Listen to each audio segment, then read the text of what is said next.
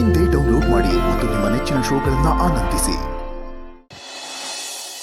ಅಚ್ಚುನೂ ಅಷ್ಟೇ, ಇವ್ರು ಹೀಗೆ ಬದಲಾಗ್ಬಿಟ್ರಲ್ಲ ಅನ್ನೋ ಕೋಪಕ್ಕೆ ಬೇರೆ ಹುಡುಗನ ಮದುವೆ ಆಗೋದಕ್ಕೆ ಒಪ್ಕೊಂಡ್ಲೇ ಹೊರತು ಅವಳ ಮನಸ್ಸಲ್ಲಿ ಇವ್ರ ಬಗ್ಗೆ ಇನ್ನೂ ಪ್ರೀತಿ ಇತ್ತು.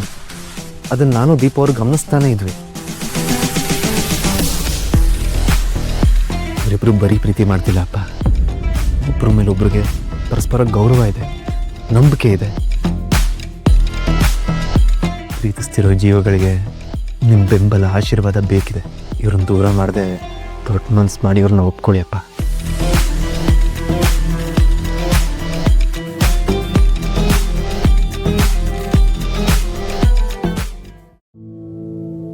ಇಷ್ಟು ವರ್ಷ ನನ್ನ ಪ್ರೀತಿನ ಮನಸ್ಸಲ್ಲಿ ಇಟ್ಕೊಂಡು ಕೊರಗ್ತಿದ್ದೆ. ಯಾವಾಗ ದೀಪ ಈ ಮನೆಗೆ ಬಂದ್ಲೋ ಆವಾಗ ಅವಳು ನನ್ನ ಮನಸ್ಸನ್ನ ನಿಧಾನವಾಗಿ ಅರ್ಥ ಮಾಡ್ಕೊಂಡ್ಲು. ನನ್ನ ಪ್ರೀತಿ ಬಗ್ಗೆ ತಿಳ್ಕೊಂಡ್ಲು. ಅವತ್ತಿಂದನೇ ನನ್ನ ಪ್ರೀತಿಗೆ ಅವಳ ಜೊತೆಯಾಗಿ ನಿಂತಳು.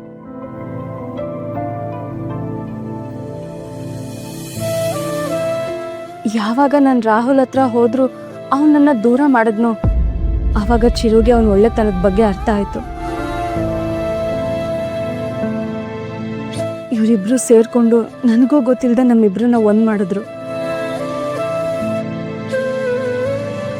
ಅಪ್ಪ, ನಿಮ್ಗಿನ್ನೂ ನನ್ನ ಮೇಲೆ ಕೋಪ ಕಮ್ಮಿ ಆಗಿಲ್ವಾ? ಇವಾಗ ನನಗೆ ಮುಖ್ಯವಾಗಿ ಬೇಕಾಗಿರೋದು ನಿಮ್ಮ ಆಶೀರ್ವಾದ. ಪ್ಲೀಸ್ ಅಪ್ಪ, ದೊಡ್ಡ ಮನ್ಸು ಮಾಡಿ ನಮ್ಮನ್ನ ಒಪ್ಕೊಳ್ಳಿ.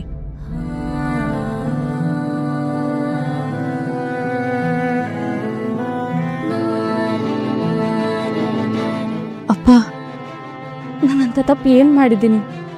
ಯಾಕೆ ಇಷ್ಟೊಂದು ಹಠ ಮಾಡ್ತಿದ್ದೀರಾ? ನಾನು ದೀಪ ಚಿರು ಇಷ್ಟೆಲ್ಲ ಹೇಳಿದ್ರು ನಿಮ್ಮ ಮನ್ಸು ಕರಗ್ತಿಲ್ವಾ? ಹೇಗ್ ಕರಗತ್ತೆ? ಹೆತ್ತೋರ್ ವಿರುದ್ಧ ಹೋದ್ ಮಕ್ಳನ್ನ ಹೇಗ್ ತಾನೇ ಕ್ಷಮಿಸಕ್ಕಾಗತ್ತೆ?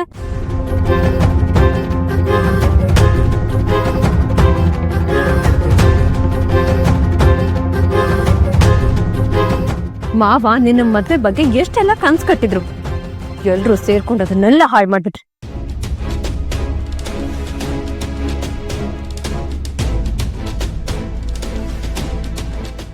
ಅಲ್ಲ, ಮಾವ ರಿಜೆಕ್ಟ್ ಮಾಡಿರೋ ಹುಡುಗನ ಮದ್ವೆ ಆಗೋ ಅನಿವಾರ್ಯ ಆದ್ರೂ ಏನಿತ್ತು ನಿನಗೆ?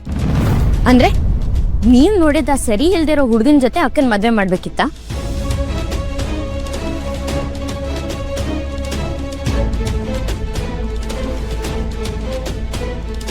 ಹಾಗ್ ಮಾಡಿದಿದ್ರೆ ಅಕ್ಕನ್ ಜೀವನನೇ ಸರ್ವನಾಶ ಆಗಿರೋರು. ಬಾಯ್ ಬಂದಾಗೆಲ್ಲ ಮಾತಾಡಬೇಡ. ರೋಹಿತ್ನೇ ಮದ್ವೆ ಆಗೋ ಅಂತ ನಾನೇನ್ ಹೇಳಿದೆ? ಈಗ ನಮಗ್ ಇಷ್ಟ ಇಲ್ದೇ ಇರೋನ್ನ ಯಾಕೆ ಮದ್ವೆ ಆಗ್ಬೇಕಾಗಿತ್ತು ಅನ್ನೋದು ಮುಖ್ಯವಾದ ಪ್ರಶ್ನೆ.